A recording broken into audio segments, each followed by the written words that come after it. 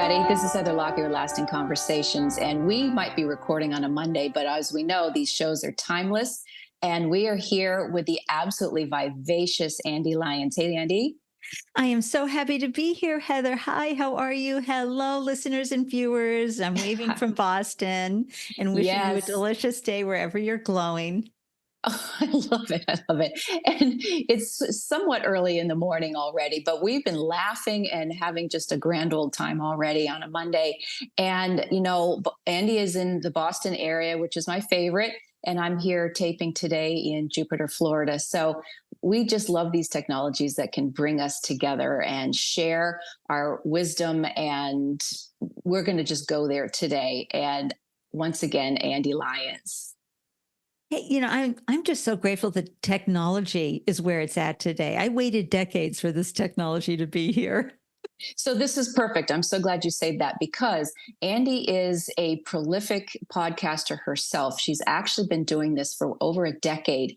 And I want to talk about podcasting itself for just a moment. But right now, her wheelhouse, she comes from business and has careers in that. But right now, her focus is on aging and anti-aging, as in from what's been internalized mentally, spiritually, if we've thought that there's a bizarre clock that says, oh, you have to stop and you have to retire, you're not seen anymore, you're not worthy. So Andy's podcast is called Don't Be Caged by Your Age. Age is just a number that we know, and we're here to thrive and advance and have new dreams. And I'm going to touch on, we are also wisdom keepers for the next generation coming up. We're learning from each other. So Ande, thanks again and welcome. And talk to us about your podcast and the generational piece within talking and the communication thereof, because it's really very exciting. Well, I'm going to start off with saying I wrote a post on LinkedIn when I turned 66. So if you're tuning in from the US, you know we have this thing called Route US 66, right? So I got the sign, held Oh, it up in front of myself and said, and I came out, I'm 66. Now, in my generation, and I'm a boomer baby. I was born in 1956. Women never mentioned their age. You never aged out loud. And based on all the content out there from brands, you best not be saying how old you are because you right. need to be looking younger. In fact, you're shamed into saying that you're that age. And even if someone says, oh, you look great for your age, that's an ageist story. It certainly is. So when I came out, I had been in the startup ecosystem for most of my life, and I had been a global startup mentor, part of large accelerator programs, global mentoring for 8 years. I had a pitch event here in Boston every month for startup founders. That's a very young community. And so when I wrote this post, Heather, I started off with, when I turned 50, I said, it's time to hang up my entrepreneurship tiara. That's for a younger person's game. 16 years later, I've had 2 more businesses. And the response went through the roof. I've never had anything go viral before. It went viral. And I heard all these stories from people about how they had reinvented themselves, how they had repurposed their lived experiences. And I was so blown away by this. And so I have been podcasting since 2012. I had the most recent one prior to Don't Be Caged by Your Age was the Startup Life show and Startup Life Live show, where I went live on all the platforms twice a week for 3 years. Thank you, COVID. Interviewing diverse founders from around the world and diverse investors. So I was in this ecosystem where youth was so focused. And I said, you know what? Look at these people who are doing these remarkable things as they are aging into their 60s, 70s, and 80s. And so then I did research, and I found out in 2021, the World Health Organization let everybody know that retirement was becoming a health crisis that was costing societies billions. That's not just US societies, that's Canadian, that's the European societies, because all of a sudden we're telling a generation of extraordinary people that they're not needed anymore. And I'm a firm believer that pastures are for horses, not people, right? And so Right. off they went, and people were like, well, wait, what? And not only were those 65-year-olds and older going, what, I'm just, nobody needs me. I have no purpose anymore. Humans So need that was the point of the whole, that they, because we're all about messaging and words are very, very powerful. And very so powerful. there was no dot, dot, dot, or, but look at it from another person. They literally said, oh, yeah, aging is detrimental to your health. Oh Was my that gosh, kind yeah, of them? because what happened is once a person, a human who needs Right, purpose, all of right, a sudden they were used to being connected, visible. I don't care if you were right. the lunch lady at the elementary Which school, is the best, very right? important job. Yes. Exactly. Not only were you seen and connected and part of a team making things happen, but you had the little ones going by all the time. Well, think about all the skills you built over the years doing that. How Yes. you could repurpose those skills. You are important, you are valuable, but what society, what advertising, institutions were telling you is no, you're no longer visible, viable. And here's a little interesting nugget, Heather. Those who are in pre-retiree stages, 50, Yep. 55, Yep. they're considered permafrost at a company. Why? Are you, anybody listening, in your 50s? Is someone saying, hey, how can we help you up your game? No. They're saying you're no longer ambitious. We're going to focus on the 20, 30, and 40 year olds and give them the training they need. And They don't you, want to whatever. invest. They don't want to continue investing Oh, they don't understand. Ambition is ageless. right. And so, so I said, I have to start having conversations with people who have shattered age related expectations, right? Yeah. And who are figuring it out or figured it out or are talking and helping people figure out how they can take this period of their life from 55 to 80. Okay. This is not retirement years. These are rewirement years. These are your renaissance years. These are how do I want to live and continue earning money and be connected and visible, but without being caught up in the hustle culture. So I'm only 11 episodes in, but I am learning so much from my guests, and they are sharing valuable information from all walks of life, from the woman who does the laughter yoga, or the one who's solo traveling at 65, or the model who just got signed up at 66. Okay. And she never modeled in her entire life, to folks who are more seasoned, more in the senior business C-suite arena, right? How they are going in. And the big conversation that we're seeing is this wonderful intergenerational experience folks are Right. having, right? Right. Where, and maybe you've seen the movie The Intern with Anne Hathaway and Robert De Niro. It is the best example of how intergenerational work can happen. I know as a startup founder, mentoring at my age with younger 35 and under, oh my God, they couldn't get enough of me, Heather. It was Right. just like, I go, wait a minute, I could be your grandmother, and they're like, no, you're so fascinating. So we can have that internalized belief. We're too old to do something new, like modeling. What? What? Or we're too old to do something fun and interesting. And how do we get to that? Or that some belief that we have about aging can hold us back. And, you don't want to do that. 7 out of 10 pre retirees want to work. And it's not just about the money. Again, they're used to a certain level of connection, clout, they're networking, all of that. They don't want to just go off and play golf and have cocktails, with all due respect for the 3% that do want to do that. Or, grandchildren or play in their garden. Absolutely. One gentleman I spoke with had, I don't know, like 50 years in the uh, I think insurance, or 30 years, 35 years in insurance. And then he got home and he started gardening. He'd never had a perennial garden before.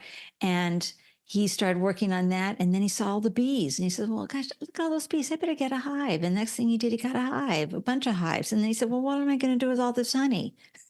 And he did some research and now he has a honey business.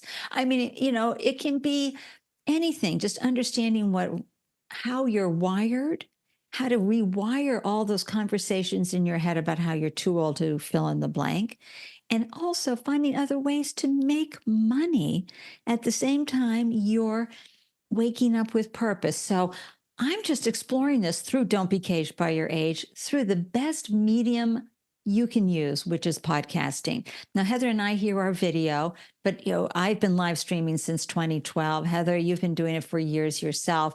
We're comfortable with video, but podcasting is also phenomenal, just audio, right, Heather? It absolutely is, because you can listen anywhere. You can pop it in and Right. drive, and it's you're not even the visual is great, but there is something to just plain audio where you don't have the other distractions.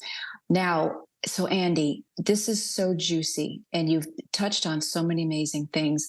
And one thing that the visual came to my mind is as a tree. A tree keeps growing and maturing. And we never would think to say, well, stop. Now that you're a sapling, now stop, or you haven't been good enough. No, the tree just keeps going and going and going and going and going, and offers that kind of stability as well. Right. So that's just this beautiful metaphor for all of us, that we can still stand Right. tall, stand strong, and have each ring. Our wrinkles are great, right? Oh my Each ring gosh, of a tree it's just perfect.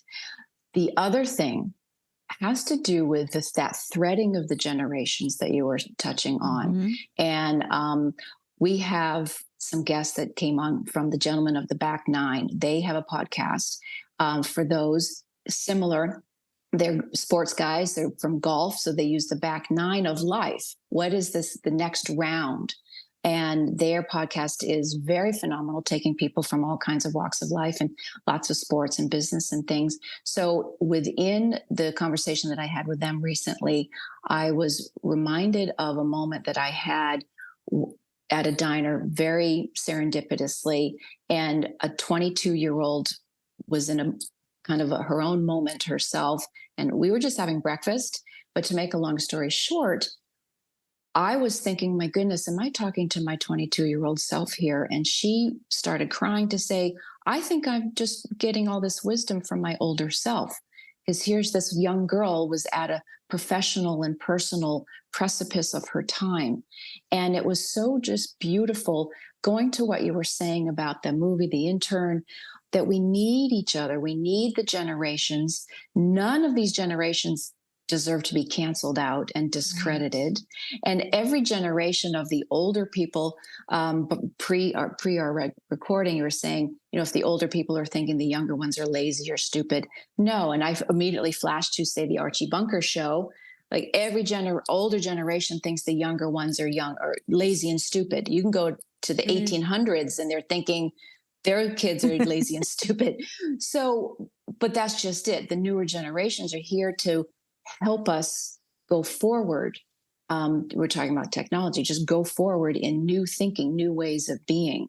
But we're here to bridge together. So I love all of these things. And so we had the back nine. I also had, on my trip last summer, going into Niagara Falls, had a beautiful time there.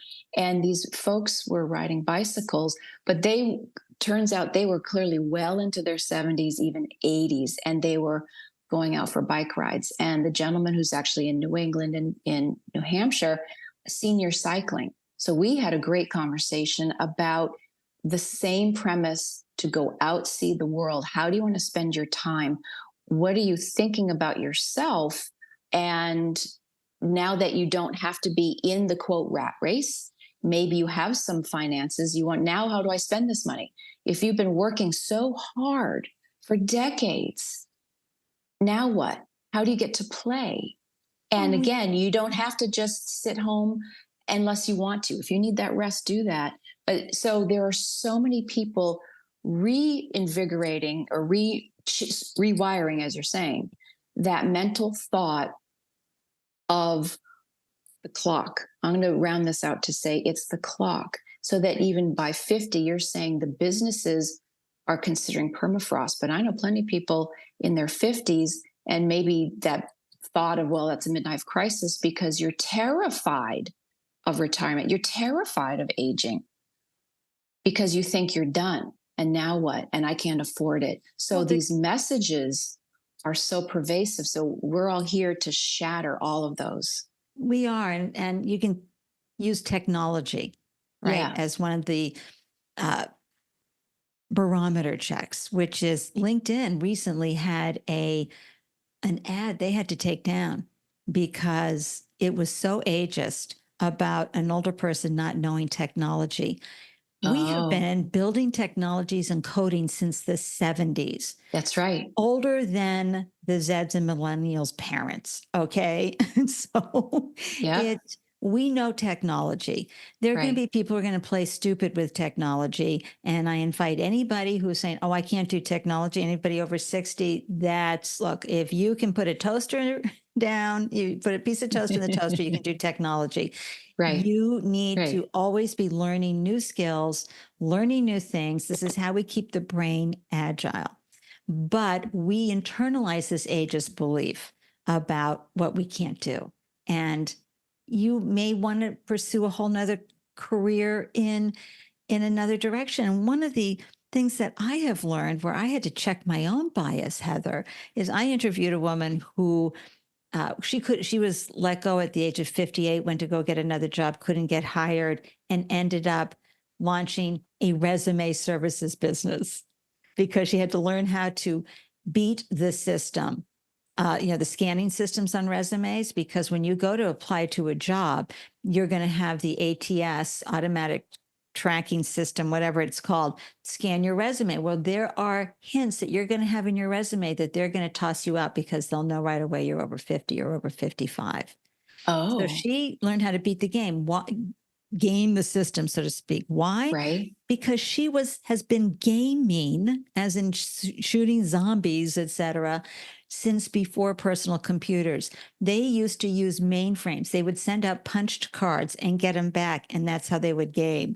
And when she said, "I'm a gamer," I was like, "Oh, what, bridge?" I was thinking bingo. There's a whole generation of folks over 50 and 55 who are gamers. In fact, Right. assisted living homes have to up their Wi-Fi's That's and right. That's right. things for the gaming. So there's so many things that we talk about ourselves. Cyndi Lauper. I repurpose a lot of content on Don't Be Mhm. Caged by Your Age on the Instagram channel, TikTok, and YouTube. And one of my favorites is Cyndi Lauper in her wonderful Staten Island type accent or Brooklyn accent going, what, you're going to look under the hood, check my oil, kick the tires? Why do you need to know? What's this ageist stuff? And she was Right. so funny. But so many, especially women, being asked, well, how does it feel to have your beauty fade? What? It's a ridiculous question. Yes, Right. and then we do it to ourselves. And you Right. see, especially for women around cosmetics and how they're supposed to use this, women are starting to use Botox in their 20s. I mean, come on, like wrinkles are a hazard. And so what I'm trying to do is normalize aging and be pro aging by saying, I'm 67. All of my guests, we start off, what's your age? 72. And you hear their stories and you're like, wow, my husband, who is 72, is at the top of his game doing what he has wanted to do his whole life. He's in renewable energy, specifically energy storage. It took most of his life for it to become where it is today. And he's revered in his industry. He's having a blast. What, he's going to stop that? Right. I'm 67. Same thing, just launched a community-based podcasting group to create community. Couldn't find it, so I created it, leading the charge, creating the space. Why not? So Absolutely. it's kind of reframing, as you said earlier, ways we could do fun things. There's this funny group in Florida. They're called Romeo, and it's retired old men eating out. It's like the Kaminsky method, right? With Michael Douglas. But Oh my they're God. out and they're eating and they're engaging and they're doing. They go off on different assignments. They'll volunteer. They'll do score. They'll do all these other things. Plan what they're going to do. We just really need to look at this age and not put people out to pasture and that loneliness aspect. So Yeah. often people have just been, oh my God, I can't wait till I retire. Oh my God, I'm just going to have anything I want to do, I'm going to be able to do. Or maybe they're sitting there kind of scared because typical boomer savings is around 100, anywhere between 88 and 160,000 for retirement. And look, you're going to live well into your 80s. So how are you going to fuel that?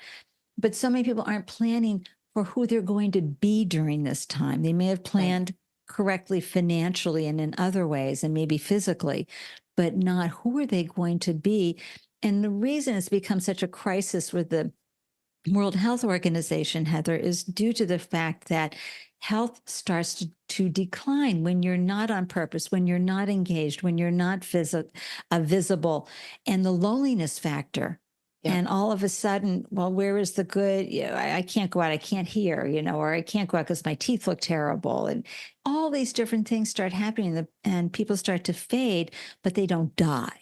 Okay. Right. And and forms of mental cognitive, it's not always dementia, but because people aren't learning new things, encouraged to learn new things, supported in learning new things, they start to decline cognitively.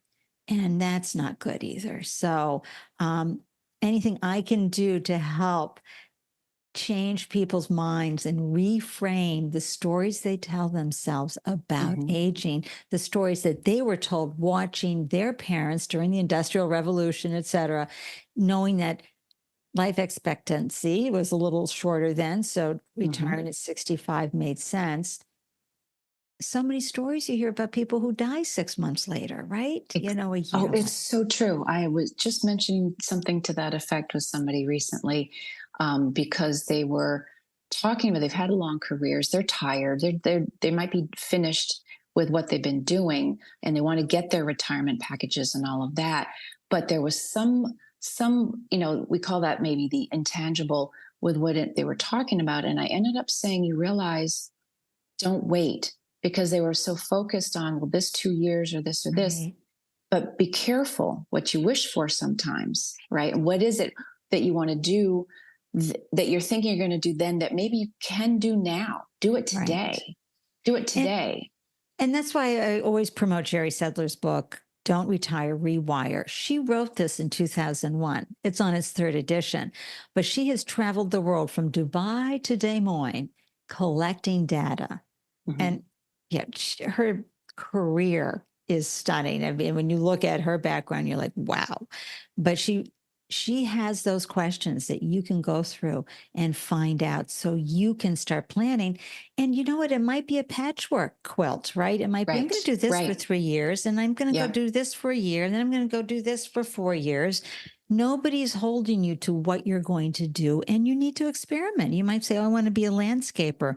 And the next thing you know, you're like, oh God, I hate this. I mean, this is fun as a hobby, but no way am I doing this for like what I want to do or be. So you pull on threads and you're gentle with yourself. You're like, oh, okay, that didn't work out. What's next? So this whole journey. I love that you just said that, to be very gentle with ourselves. And I think that's part of it too. And especially again, with the work focus, is that there's the grind and you can throw out all the different words that are out there, the hustle, the grind, the side hustle, and all of these things that aren't gentle per se. But this is where, and I know from my perspective, for all the young kids, the younger parents, that they know this. And so they're allowing more play time. And what I even mean by play could literally mean playing a game or going to the beach or doing yoga or something like that. But it's that playful mind. It's that inquisitive and curious, so that we don't have to be the next 30 years. We don't have to plan so much, really. So maybe it's 6 months, or maybe it's a road trip, or maybe it is a job, or maybe it's the volunteering you mentioned about SCORE, which is a beautiful organization for new-coming business people trying to learn things for those who've been in the business industries forever. So there's so much room to breathe and to be gentle with ourselves, so we don't have to feel that we're getting something wrong. Well, and also, the big learning that we can get from the millennials and Zeds is they work to live. Yes. They're not living to work. That's the switch. We were indoctrinated. We have been caught into what I call the the toxic productivity movement based on toxic capitalism. What can we squeeze out of every employee and get them all excited and reward them because they're doing the job of three people, right? And we can reach them anytime, 24/7. I mean, Yep. if anybody's watched Emily in Paris on Netflix, I love how the French are like, oh no, we do not talk about business at parties, or we do not talk business over the weekends. Right. And that's what they embrace. And they're very we oriented. And their values are, yeah, if I don't get a house, that's okay. I'm all right with renting. It's all right. It's Yep. okay. And it's okay. There it goes to that clock. We were so Right. indoctrinated by time, TikTok, and these new kids it's just a new day of time where we Yeah. don't have time. I mean, it's a different concept of time. That's It where we really can kind of is. chill and explore and allow for that fun. Now, your show is gaining a lot of support. You've been doing this for a long time. And one of the things that we touched on prior to recording is community. And Yeah. so from that, so you and I saw each other. We didn't talk at Podfest in January, but there were 2,000 people who came together. And I know we're at our 4-year anniversary of the initial Corona shutdown, which brought fruit to so many things, especially podcasting and the technology to stay connected over the interwebs. However, there's still this yearning to physically be in contact with each other. So you've just started a group, and you were talking about community, and this show, Rising Conversation, is all about community. And it's so fun when you're physically in proximity to people, and that energy of that, and that you're building and thriving through each other. And you just had a great weekend event. So tell us more about that, because it's when you were saying they drove from here and here and here. I know. Yeah. Well, first of all, anyone tuning in, the podcast community is so much fun. It's a very welcoming community. It is a very safe community. And people are doing, especially the indie podcasters, are doing what lights them up, what they're passionate about. And so there is that. But when you see that or feel that through a lens, it's okay. But you're multitasking when that's going on. You really are, Mhm. because you've got your room around you, you've got other things on your mind. When you show up physically, a couple things happen. One, you are Right. present, but also it is the group dynamic. Yep. And this is why education in person can be so much more important. I mean, you can learn anything you want online, but going forward, the educational institutions are really going to be about that in-person experience. And so creating community, I was looking for community. I had been in the startup ecosystem where community is a little different and a lot harder. And I say this because it's just like when toddlers are very me, and hyper focused on what their needs are, that's age appropriate. Startup founders are the same way. You're either going to give them money, or you're going to help them scale their business, or get out of the way.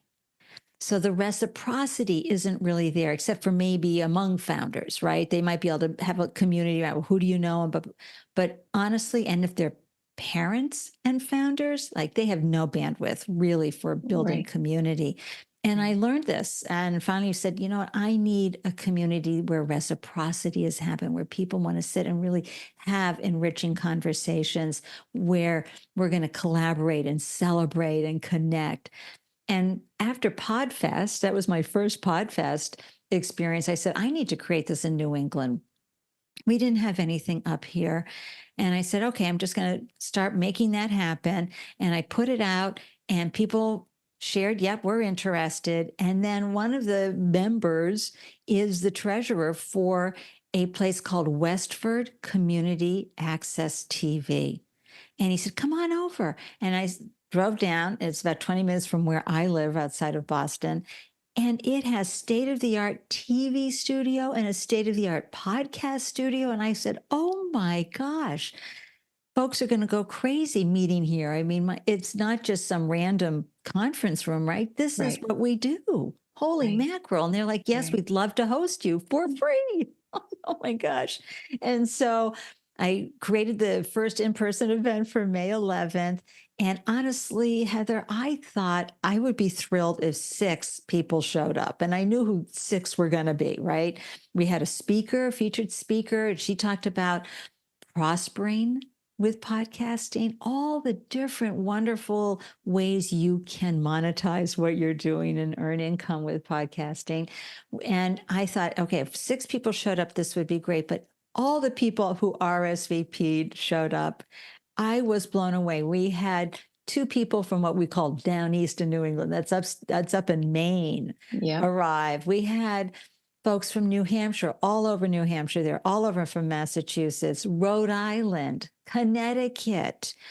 Drive an hour and a half, 2 hours. All these folks to be here in person, and they had a phenomenal experience, meaningful and memorable experience, which enlivened them and enhanced their podcast journey. That's what community is for, right? It's for all those intangibles that you cannot get from virtual, including the hugging. I call it hurling, hugging in real life. Yeah. Looking someone in the eyes and really taking in physically on almost a cellular level Yeah. their excitement and passion or concerns or roadblocks or whatever they're going through. And then there's the collaboration that will happen because now trust has happened. Right. And so you have, oh, I know who this person really is now. I mean, and now I know their advice or how we can help each other and collaborate to add wind to each other's sails. So I'm sure anybody who's held a party and worried, will anybody show up, right? That it can be a little scary when you have hold an event, but create the space and magic can happen. Absolutely. And what I love is that's like the first drop in the bucket. And that was just the first one. But this notion where, some people are thinking, well, people are more comfortable online and they've almost forgotten to be in physical proximity. And that's okay too, but there's really, really nothing like it. We're in here, Team Lasting Conversations. We're all about that physical, tangible connection. That's where we get to the heart of everything. You're feeling that resonance with other people. And clearly you're one to create a safe space. And the word is competition. You're talking about in the previous with founding and upstarts. That's great. But there's that built in kind of cage of, well, I need all of this. So you can't have competitors in. This is a different era. It's a different business. With podcasting, there's room for everybody because it's about voice and sharing. Are you finding, and you're finding that because you've been doing this well over 10 years. So the baby podcasting times, how have you found that growth? Do you feel that there's a saturation level or really not? What is your take on that? In fact, we learned from Angel, our presenter this weekend, that out of the almost 500,000 podcasts that are out there, most of them are podcast fade, that there's only 53,000 that are truly active. That's a lot. And I'm going to say the Seth Godin quote, which is, sure, it's been done before, but not by you and not for us. So that's an important thing for any endeavor that you have, that you're bringing mine's Ande Lyons, you're bringing your own vibe to whatever it is you do for the people who are in alignment with your vibe, right? Podcasting. So podcasting since 2012. So I had a producer for my first year of podcasting. After that, I was on Blog Talk Radio all by myself, did fine. Then I was on Blab. Then I was doing maybe Spreaker or somebody. And it was always a funnel for my businesses. So I never really looked at it completely like podcasting, like what are all the bells and whistles? How do I want to get better at this? Because I knew just having a podcast was going to help me reach more people, create EEAT, which is what the search engines need. They need to know your expertise, your experience, your authority, and your trustworthiness before they start promoting you in anything online. And so that podcasts are the best way. If you're switching to a new industry, get a podcast, because first of all, everybody's going to answer the phone when you call them and say, do you want to listen to me, old school, answer the phone, answer your email. Phones are good too, though, man. And I had tech drop and the emails weren't working. And where's your phone number? And somebody literally said, well, thank goodness we had a phone to be able Right? to text or talk to each other. Yeah. Exactly. Yeah. Folks that would be so hard to get generally when they Yeah. find out that you have a podcast. Hi, who are you? Yes, happy. Yeah. Or their PR people will get them on there. Right. And I bring all this up because when I finished with the live 250 live episodes last June for the Startup Life live show, I did a 30 episode series called Your Ink Story, which was interviewing people about their body art, their tattoos, why they got them, the story behind their body art. And it was a nice little segue before I launched Don't Be Caged by Your Age. And so that's when I learned the amazing tools out here for podcasting. You have Podpage, which helps you set up a website that you could never do with all the bells and whistles they have. It's $18 a month. You have Cast Magic, that's $12 a month. It takes your transcript and turns it to using AI, gives you 10 titles you could use, a newsletter, a LinkedIn post, a thread, a reel script. I mean, oh my gosh. And you know how much faster it is to edit something that's been done for you. And so that's $12 a month. And then Opus Clips is $9 a month. That takes your landscape video and puts it into a portrait size video with text. And then you have Canva, that's another $9 a month. You see where I'm going, folks? And then you have either Zoom you're paying for, or I pay for StreamYard. That's where you're going to record. And then you're going to pay anywhere from 20 to 40 bucks a month for that. And then you're going to use something that's going to hold what's called your RSS feed. It's going to hold and host your podcast. Right. And so it's going to be a Buzzsprout. That's my favorite. But others use Anchor or Spotify now, or they're using Libsyn, places like that. So for me, Buzzsprouts is probably like 18 bucks a month. I mean, you can see how this is a low entry cost. It is a creative outlet. So there is time that you put in. Interviewing like this, Heather has prepared a lot for this interview. She's bringing her outstanding, stellar interview skills that she's honed over the years. There's a lot of things that you put into it. So don't ever let anybody hobby shame you with being a podcast host. It is a wonderful outlet. There's editing. I use Descript. So that's another, I don't know, 15 bucks a month. Anyway, the tools we have now today to do a podcast makes it so affordable, so easy. And for me, it's a creative outlet. Sure, would I love a team? Yes, but my team are the cats and the plants, right? I mean, my husband just nods nicely. No, he's interested, but it's like he's not going to be helping me anytime soon. And so I do it myself, but I enjoy it. But there are people out there who you can absolutely hire to do this. But to me, it's just a wonderful platform that makes conversation so accessible. And remember, your network is your net worth. So as a host, you're building all these incredible connections through conversations with folks, which help amplify whatever it is that you're passionate about, what you're working on, but also you can do the same for them. And it's just a wonderful, wonderful medium. It really is. Did I go on too much?